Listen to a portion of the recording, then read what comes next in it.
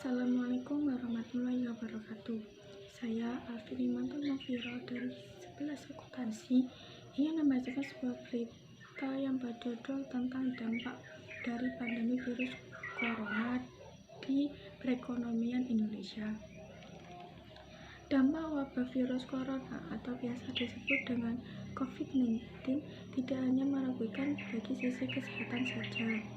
Virus yang bermula dari kota Wuhan, Tiongkok ini bahkan turut mempengaruhi perekonomian di negara-negara lain, tak terkecuali di Indonesia.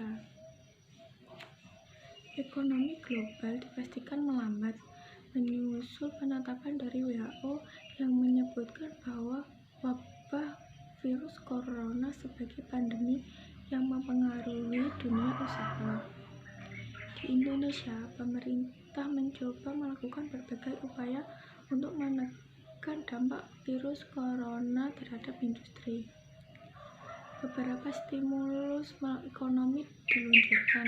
Bahkan Presiden Joko Widodo meminta seluruh pihak untuk melakukan social distancing, termasuk work from home, dan beberapa kepala daerah memutuskan untuk meliburkan kegiatan belajar mengajar.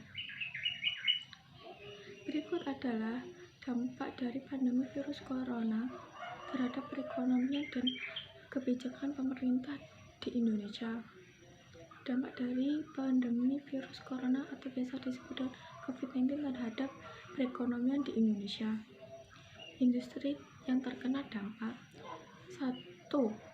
Adalah tingkat tinggi, seperti perusahaan manufaktur otomotif di bawah tekanan besar karena ketergantungan mereka pada rantai pasokan global sehingga menghambat proses produksi.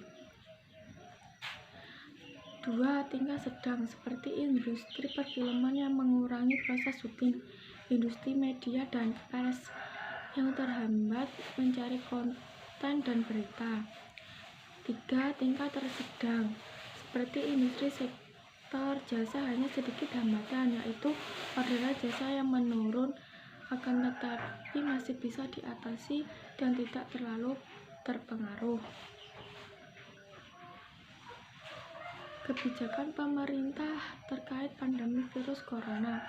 Social distancing atau pembatasan sosial adalah serangkaian tindakan pengendalian infeksi yang dimaksudkan untuk menghentikan atau memperlambat penyebaran penyakit yang menular.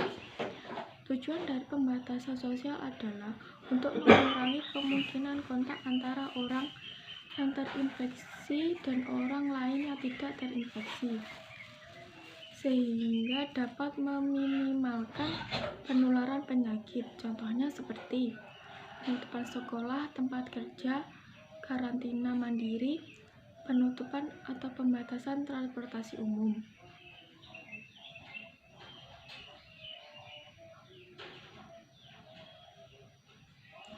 Sekian dari saya. Wassalamualaikum warahmatullahi wabarakatuh.